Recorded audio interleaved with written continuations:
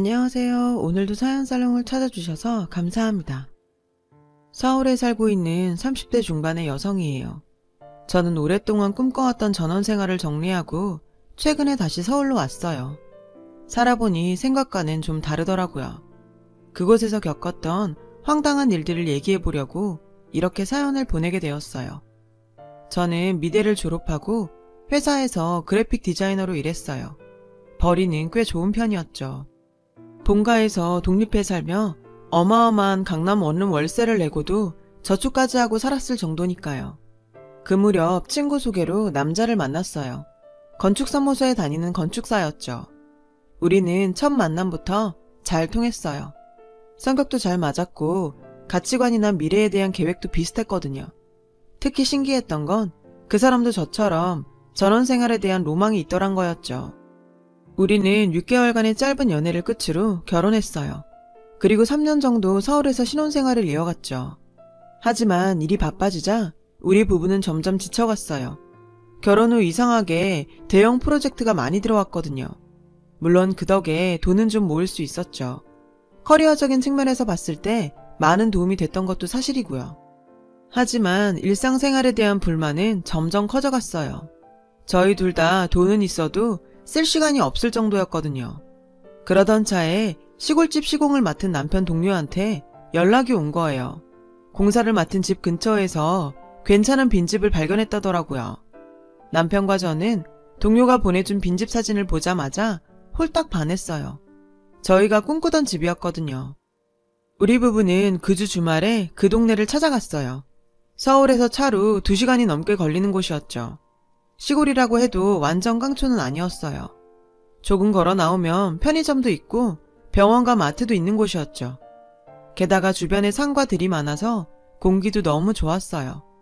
게다가 우리 마음에 들었던 결정적인 이유가 있는데 바로 이웃이었죠. 그곳에는 저희 말고도 시골 생활을 즐기려는 젊은 부부가 좀 있었어요. 대개는 예술을 하는 사람들이었죠. 비슷한 취향을 가진 사람들과 어울려 살 수 있다니 얼마나 멋져요. 그래서 우리 부부는 오랜 꿈을 실현하기로 했어요. 그리고는 각자 회사에는 퇴직 신청을 했죠. 그렇다고 저희가 아무 준비도 없이 무작정 일을 관둔 건 아니에요. 우리 부부는 직종 특성상 프리랜서로 활동해도 돈벌이가 됐거든요. 직장생활 때보다는 덜 안정적이지만요. 그렇게 저희는 서울 생활을 정리하고 시골로 내려왔어요. 저희는 시골에 있던 그 빈집을 정말 싼 가격에 살 수 있었어요. 거의 버려진 폐가나 다름없었거든요. 저와 남편은 그 집에 셀프 리모델링을 했어요. 사실 손볼 게 많아 새로 짓는 거나 마찬가지였죠. 서울에서 알고 지내던 건축 종사자분들도 많이 도와주러 오셔서 한두 달 정도 지나자 집은 금세 괜찮은 가정집으로 탈바꿈했어요. 누가 봐도 저 집 참 예쁘다. 저기 사는 사람은 행복하겠다 하는 생각이 드는 집이 되었죠. 리모델링 공사가 끝나자 저희는 조금씩 동네 사람들과도 어울리게 되었어요. 인터넷에서 종종 그런 얘기를 들은 적이 있어요. 시골 사람들 텃세 때문에 외지인들은 오래 버티지 못한다고요. 그런데 막상 이곳에 와보니 괜한 걱정일 뿐이더라고요. 오히려 서울에서 느끼지 못했던 정과 친절을 느낄 수 있었어요. 대가를 바라지 않는 순수한 배려였죠. 마을 사람들은 저희 부부에게 참 잘해주셨어요. 농사 지은 것이 있으면 배추며 감자며 많이 가져다 주시기도 했고요. 저희 부부도 음식을 하면 마을 분들께 나눠드리고 서울에 다녀오면 빵이나 케이크도 사서 선물로 돌렸어요. 마을에 살고 있는 젊은 부부들과도 잘 어울렸어요. 대부분 저희 또래였거든요. 20분 정도 거리에 분위기 좋은 술집이 있어서 마을 사람들은 밤마다 거기서 커피와 맥주도 마시며 수다를 떨었죠. 이곳에 오고 나서 저희 부부의 금슬도 자연스레 좋아졌어요. 우리가 원하던 집에 좋은 이웃들까지. 정말 아무 문제 없이 우리 부부가 소망했던 대로 살 수 있을 줄 알았어요. 그 사건이 일어나기 전까지는요. 사건은 평화롭던 마을에 한 여자가 들어오면서 시작됐어요. 문제의 여자는 혼자 살면서 동네에서 가장 큰 집으로 이사를 왔어요. 사람이 이사 온 게 왜 사건이냐고요? 그 여자 겉모습이 좀 그랬거든요. 나이는 저보다 좀 많은 것 같았어요. 30대 후반에서 40대 초반? 딱 봤을 때 나가요 아가씨 느낌이었어요. 서울에야 그런 사람들을 보기 쉽지만 시골은 아니잖아요. 게다가 시골에 살 사람 옷차림이 아니었어요. 화려하고 타이트한 원피스에 항상 하이힐만 신고 다녔거든요. 키가 작은 키도 아닌데 말이죠. 딱 봐도 170 중반은 되는 것 같았어요. 그 여자의 등장에 우리 마을에 사는 젊은 부부들 사이에서 많은 얘기가 오고 갔어요. 도대체 그 여자 직업이 뭐냐, 왜 여자 혼자 시골에 내려와 사는 거냐. 확실한 건 그 여자가 자신을 불쌍한 과부라고 소개했다는 것 뿐이었어요. 그 즈음에 저희 마을 이장님이 새로운 사업을 계획 중이셨어요. 마을 회관이 좀 컸는데 안 쓰는 날이 더 많았거든요. 마을에 젊은 사람들도 많이 살고 하니 이장님께서 그 공간에 뭐라도 해보자고 하신 거예요. 그래서 마을 사람들이 나서서 그 회관을 어떻게 이용할지 의견을 냈어요. 미술교실이나 요가, 노래교실 등이 추천됐죠. 금액은 거의 무료나 다름없게 품앗이로 해보자고요. 서울에서는 문화 혜택을 많이 받지만 여기 시골에서는 영화 보러 가는 것도 일이거든요. 그래서 이런 공간이 생긴다고 하자 마을 사람들 모두가 자기 일처럼 기뻐했어요. 그래서 그 일을 책임질 사람이 필요했죠. 저는 누가 돼도 상관없다고 생각했어요. 다들 믿을 만한 사람들이었으니까요. 그런데 이장님이 새로운 그 여자를 데리고 오더니 이러시는 거예요. 이분이 이번 마을 문화 사업을 책임져 주실 겁니다. 마을 사업에 참여하기로 한 젊은 층들은 어이없어 했어요. 저희는 그 여자에 대해 전혀 아는 게 없었으니까요. 그 여자는 자신을 준이라고 소개했어요. 명함도 나누어 주었는데 핑크색 장미꽃 그림과 준이라고만 적혀 있었죠. 자기는 시도 쓰고 소설도 쓰고 무용도 한다고 소개했어요. 뭔가 좀 쎄하더군요. 이것저것 다 아는 사람들 중에 뭐 하나 제대로 하는 사람을 못 봤으니까요. 저는 집에 와서 남편에게 준이란 여자가 좀 이상한 것 같다고 말했어요. 그랬더니 남편은 뭐가 이상하냐고 되묻더라고요. 저는 다음날 마을에 사는 젊은 여자들과 마을 사업 책임자가 된 준이에 대해 얘기했어요. 다들 저와 생각이 비슷했어요. 그 여자가 수상하다는 반응이었죠. 직업이나 나이, 이름도 몰랐으니까요. 그런데 이상하게도 남자들은 한결같이 대수롭지 않다는 반응이었어요. 화가 나는 건요. 남자들이 그 준이라는 여자 말에 꿈뻑하다란 거예요. 준이란 여자가 주축이 된 마을에 간 문화사업에서 저는 미술교실을 진행하게 되었어요. 그런데 아무리 작은 사업이라 해도 회의는 제대로 진행해야 하는 거잖아요. 그런데 준이라는 여자는 회의 시간에 늘 엉뚱한 소리를 했어요. 거의가 감상적인 얘기들 뿐이었어요. 어젯밤에 하늘에 떠있는 별을 봤는데 그걸 예술로 승화시키고 싶다거나 폴벌레 소리가 너무 구슬퍼서 노래로 만들고 싶다거나 이런 식이었죠. 근데 또 이 여자가 그렇게 만만하지도 않았어요. 동네 언니 하나가 참다 못해 그 여자한테 한 소리를 했거든요. 우리도 먹고 살기 바쁜데 회의가 이렇게 진행이 안 되면 어떡해요. 빨리빨리 뭘 할지 정해야죠. 그랬더니 이 여자가 갑자기 큰 소리로 펑펑 우는 거예요. 자기는 이사 온 지 얼마 안 돼서 도와주는 사람도 없이 너무 서럽다나요? 어디 남편 없는 여잔 서러워 살겠어요? 힘없는 사람 괴롭히면 안 되죠. 졸지에 말을 꺼냈던 언니는 나쁜 년이 됐고 결국 준이에게 자기 뜻은 그런 게 아니라고 사과를 해야 했어요. 그래도 준이는 자기 억울하다며 언니를 나쁜 사람으로 몰고 가더군요. 결국 그 언니는 다시는 회의에 나오지 않게 되었어요. 게다가 마을 이장님이 그 준이란 여자 편을 들더라고요. 회의가 끝나자 준이가 다 같이 술 마시러 가자고 했는데 솔직히 여자들은 그러고 싶지 않았거든요. 준이와 마을 이장님 그리고 젊은 남자들끼리 시내 노래방에 간다길래 여자들은 따로 모였어요. 근데 그 여자 좀 구리지 않아? 왜 본명을 안 쓰고 가명을 쓸까? 그런데 제가 사람들에게 이야기하지 않은 사실이 하나 있어요. 제가 준이의 신분증을 본 적이 있거든요.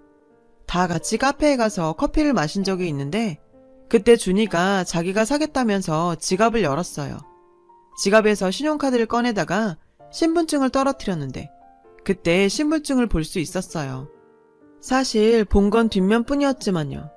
그 순간 준이가 무척 당황한 것 같았어요. 그때까지만 해도 저는 신분증 사진이 잘 안 나와서 숨기나 했죠. 아무튼 준이에겐 비밀이 좀 있어 보였어요. 전 이런 일에 끼이고 싶지 않아서 그때 일은 사람들한테 말하지 않았어요. 그런데 얼마 지나고부터 젊은 여자들 사이에서 저희 남편에 대한 얘기가 나돌더라고요. 사실 나 자기 남편이 준이네 집 앞에 차 세운 거 봤어. 둘이 불고기집에서 밥 먹는 것도 본 사람이 있다던걸? 혹시 자기 남편이랑 뭐 있는 거 아니야? 동네가 좁아 소문이 빠르더라고요. 하지만 전 남편의 편을 들 수밖에 없었어요. 진실이 뭐든 간에요. 하지만 저도 사람인지라 그런 소문을 듣고 나니 저도 남편한테 의심이 갔어요. 게다가 남편이 의심살 행동도 했고요. 준이는 항상 회의 때마다 저희 남편 옆자리에 꼭 붙어 앉았어요. 집에 있을 때도 남편은 전화가 오면 항상 나가서 받곤 했거든요. 요즘 들어 샤워를 자주 했고요. 의심이 꼬리에 꼬리를 물던 어느 날 저는 남편이 자는 사이에 핸드폰을 열어보았어요. 그런데 이게 웬걸? 비번이 걸려 있더라고요. 서울 살 때도 그런 거 하는 사람이 아니었거든요. 그렇게 제 마음속에선 의심의 불길만 활활 탔어요. 그렇게 일주일이 흘렀고 제가 시내에 장 보러 갈 일이 있어서 남편 차를 빌렸어요. 조수석에 장 본 걸 싣는데 글쎄 제 눈에 요상한 게 들어오지 뭐예요. 바로 여성용 핑크색 망사티 팬티였어요. 살다 태어나서 그런 요상한 건 처음 봤어요. 딱 봐도 입던 것 같았죠. 어이가 없더군요. 분명 남편의 외도를 잡은 것 같았어요. 상대는 준이가 분명했어요. 이 마을에 이런 걸 입을 건 그 여자뿐이니까요. 저는 집으로 가자마자 TV를 보고 있는 남편을 대파로 후려쳤어요.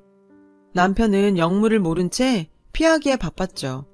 이 미친 인간아, 시골까지 내려와서 이게 무슨 짓이야?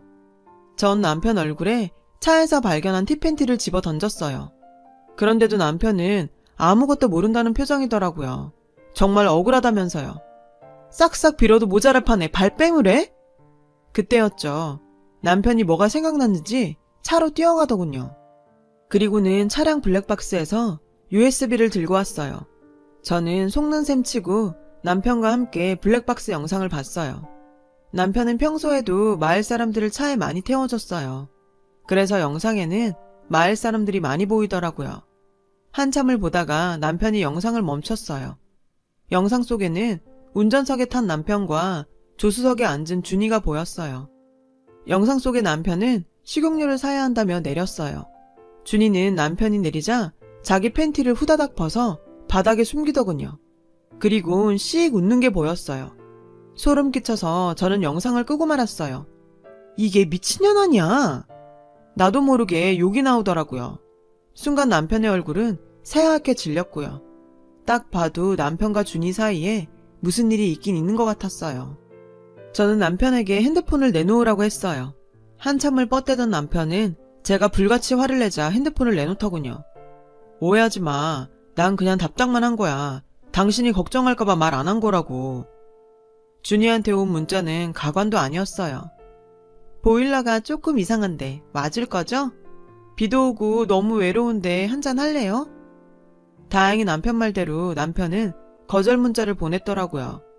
그래도 말을 안 들어먹자 아예 준이 문자를 무시했고요. 그런데도 준이는 아랑곳 않고 문자를 보냈어요. 날이 참 좋아요. 가슴이 말랑말랑 살랑살랑해져요. 전 참 외로운 과부예요. 오늘 현관문 안 잠글 거예요. 전 너무 어이가 없어서 당장 그 여자 집으로 가려고 했어요. 그런데 남편이 막더라고요. 마을에 이상한 소문이 난다고요. 남편은 모르고 있었지만 이미 마을에는 남편과 준이에 대한 이상한 소문이 돌고 있었죠. 남편과 준이가 추잡한 사이라는 소문이죠. 어떤 사람은 제 남편과 준이가 모텔을 들락거렸다고 했고 어떤 사람은 남편이 소문난 바람둥이라 서울에서 쫓겨온 거라고도 했어요. 심지어 저는 남편의 상간녀라고 소문이 났죠. 그러다 보니 마을 사람들이 저희 부부를 대하는 태도도 전과는 확연히 달랐고요. 남편도 많이 억울해했어요. 자긴 지붕 고쳐달라고 해서 집에 가서 고쳐주고 딱 한 번 밥 얻어먹은 것 뿐이라고 했죠. 오히려 준이가 제 남편을 유혹하고 집착하는 거였는데 말이죠. 지금까지 남편을 의심한 게 미안했어요. 다음 회의 날이 되었어요. 저는 마을 사람들 앞에서 영상을 공개하려고 마음을 먹었죠. 그런데 준이는 나오지 않은 거예요. 그때였어요. 이장님이 씩씩대며 오더니 다짜고짜 제 남편의 멱살을 잡더니 소리치지 뭐예요. 우리 준이한테 뭔 짓을 한 거야. 내 놈이 어떤 수작질을 부렸길래 준이가 내 연락을 안 받는 거야. 내가 늙었다고 그러는 거야? 이혼남인 이장님은 준이를 좋아했던 모양이었어요. 준이가 네 놈한테 마음을 줬다 그러던데 둘이 어디까지 간 거야? 잤지? 말해봐. 이장님까지 나서서 그러니 동네가 한바탕 뒤집어졌어요. 어디를 가나 사람들이 제 남편과 이장, 그리고 준이의 삼각관계에 대해 떠들어댔어요. 그리고 다들 저를 치근한 여자로 쳐다봤어요. 제가 절대 아니라고 해도 소용없었죠. 그래서 남편과 저는 준이의 집으로 찾아갔어요. 하지만 아무리 문을 두드려도 대답이 없더라고요. 그때 남편이 준이의 집을 고치면서 명함을 받던 걸 기억했어요. 우리 부부는 남편의 기억을 토대로 검색창에 그 바를 쳐봤어요. 다행히 있더군요. 우리는 당장 서울로 가는 고속도로를 탔어요. 도착해보니 밤 12시가 넘었더라고요. 밤업소라서 불이 환하게 켜져 있었죠. 차림새도 그렇고 신분도 불분명했던 걸 보면 술집 마담이나 꽃뱀이 분명하다고 생각했어요. 간판을 보니 제대로 찾아온 것 같더군요. 우리는 가게로 들어갔어요. 그런데 일반 술집이 아니더라고요. 가게 안에는 화려한 화장과 야한 옷을 입은 덩치 큰 아가씨들로 가득했어요. 잠시 뒤 우리는 황급히 나오고 말았어요. 그곳은 트랜스젠더 바였거든요. 다음날 마을회관에서 긴급 비상회의가 열렸어요. 저랑 남편이 요청한 자리였죠. 이장님은 급한 용무가 있어서 빠졌고 나머지 마을 사람들은 다 모였어요. 다들 뭔 일인가 싶은 표정이었죠. 저는 밤새 준비해간 PPT 문서를 대형 TV에 띄웠어요. 그간 마을에 떠돌던 소문의 내용과 출처, 그리고 그에 따른 반론과 증거를 담은 문서였죠. 마을 사람들은 코웃음을 치며 창피한 줄도 모르고 지 남편 욕보이려고 이런 짓까지 벌이냐며 비아냥댔어요. 저는 그러거나 말거나 굳은 표정으로 발표를 시작했어요. 처음에는 시큰둥하던 마을 사람들은 블랙박스에 찍힌 준이의 엽기적인 행각이 담긴 티팬티 영상을 보고는 서로 웅성대기 시작했어요. 그 여자가 씩 웃는 장면에선 욕도 나왔죠. 이어 지난밤 남편과 찾아갔던 문제의 바 영상이 흘렀어요. 그 영상에는 준이도 찍혀 있었어요. 바 안쪽 자리에서 손님과 웃고 떠드는 모습이었죠. 여기는 준이 씨가 근무하는 바예요. 정확히 말하자면 트랜스젠더 바죠. 제 말에 젊은 사람들은 놀라서 입이 쩍 벌어졌고 연세 드신 분들은 그런 바가 뭔지 몰라서 멀뚱거리셨죠. 보다 못한 청년 하나가 설명을 해드리자 다들 어쩔 줄 몰라 했어요. 준이 씨가 어떤 사람이건 관심 없어요. 그 사람의 성 정체성에 대해서도요. 전 단지 억울한 누명을 쓴 제 남편을 지키려고 이 자리에 나왔어요. 더 이상 내 남편을 술자리 안주거리 취급을 하는 걸 볼 수가 없으니까요. 정확한 사실 확인도 안 하고 소문을 만든 사람, 그 소문을 퍼뜨린 사람. 저 절대 용서 안 해요. 허위사실 유포로 고소할 겁니다. 그동안 신나게 소문을 퍼뜨렸던 마을 사람들은 겁먹은 표정이 되었어요. 그중 소문의 진원지로 밝혀진 슈퍼집 아줌마는 하얗게 질린 얼굴로 제 남편한테 쪼르륵 달려가 억울하다며 자신도 들은 소문이라고 하더군요. 몇몇 사람들은 미안하다고 사과를 하는 사람들도 있었고요. 그때였어요. 밖에서 찻소리가 들리더니 이장님과 준이가 한껏 꾸민 차림으로 들어왔어요. 이장님은 들뜬 표정으로 중대 발표가 있다며 제 손에 들린 마이크를 뺏어 들었죠. 중대 발표는 다름 아닌 결혼 발표였어요. 이장님과 준이가 결혼을 한다더군요. 준이는 이장님과 팔짱을 낀 채 아양을 떨고 있었고 이 모습을 본 마을 사람들은 경악스러운 표정을 지었죠. 분위기가 이상하다는 걸 느낀 이장님은 다들 왜 그러냐고 물었고 슈퍼 아줌마가 참다 못해 소리쳤어요. 준이가 트랜스젠더야. 그 말에 준이의 얼굴이 하얗게 질렸어요. 그리고는 서둘러 도망을 치려고 했죠. 그 순간 준이한테 당했던 언니가 그 앞을 막아섰어요. 뭐야, 동네를 쑥대밭을 만들어 놓고 넌 도망가는 거야? 그러자 마을 여자들이 언니 옆으로 가서 준이를 막아섰어요. 상황이 이쯤 되자 준이는 본색을 드러내더군요. 아, 시골 사람들이 사람 빡돌게 하네. 아줌마들 다치기 싫으면 비켜. 걸걸한 남자 목소리에 이장님은 그 자리에 주저앉았어요. 그날 준이는 마을 여자들과 몸싸움을 벌이다 파출소에 끌려갔고 이장님은 준이를 고소한다고 길길이 날뛰었어요. 준이 사건으로 마을에 쓰나미가 휩쓸고 간 이후 더 이상 제 남편에 대한 얘기는 나오지 않았어요. 오로지 준이와 이장님의 엄청난 썸씽 스토리 뿐이었죠. 하루는 슈퍼 아줌마가 그러더군요. 따지고 보면 자신도 피해자라며 그동안 마을 이장이 우리 부부랑 친하게 지내면 앞으로 국물도 없을 거라고 엄포를 놓고 다녔다더군요. 준이가 제 남편을 좋아하자 시샘을 냈던 것 같아요. 저희 부부는 그렇게 마을 이장 주도하에 왕따를 당했던 거죠. 그렇게 사랑하는 여자를 홀로 독차지하려고 했던 마을 이장은 결국 그녀로 인해 독박을 쓰게 되었어요. 명품 백이며 구두, 신형 휴대폰까지 그동안 이장이 준이한테 갖다 바친 선물만 해도 돈 1,000원 될 거라고 하더라고요. 하지만 이건 빙산의 일각일 뿐이었어요. 이장이 준이한테 투자 명목으로 1억을 줬다는 거예요.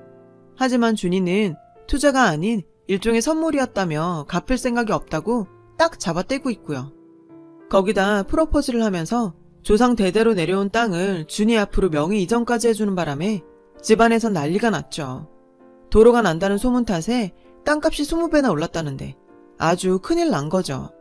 준이는 딴 건 몰라도 그 땅은 절대 못 내준다고 딱 버티고 있다니까 앞으로 두 사람 사이에 법정 싸움은 당연한 거 아니겠어요? 사랑 한번 요란하게 했다가 패가망신 당하게 된 꼴이죠. 저는 결국 마을 사람들을 고소하지 않았어요. 대신 공개 사과를 받았죠. 그리고 얼마 지나지 않아 마을 사람들은 아무 일 없다는 듯이 우리 부부를 대하게 되었고요. 하지만 이미 이 마을에 정나미가 떨어진 우리 부부는 집을 팔고 서울로 이사를 했어요. 멀리서 보기엔 더없이 평화롭고 아름다웠던 마을이었지만 정작 그 안에 살아보니 지옥 같았거든요. 서울로 돌아온 우리 부부는 프리랜서 생활을 하며 연을 맺었던 업체에 들어가 다시 직장인이 되었어요. 가끔 전원 생활이 그립기도 하지만 글쎄요, 다시 돌아가진 않을 것 같아요. 대부분이 친절하고 정겨운 시골 마을일 테지만 저는 이번 사건을 계기로 귀농에 대해 다시 한번 생각하게 되었거든요. 저희 부부는 인생 경험 제대로 했다 생각하고 있어요. 앞으로도 섣부른 판단은 하지 않고 살렵니다. 지금까지 제 사연을 들어주셔서 감사합니다. 좋은 하루 되세요. 여러분, 사연 댓글에 응원과 현명한 조언 부탁드려요. 좋아요와 구독은 저에게 큰 힘이 됩니다. 오늘도 좋은 일 가득하세요.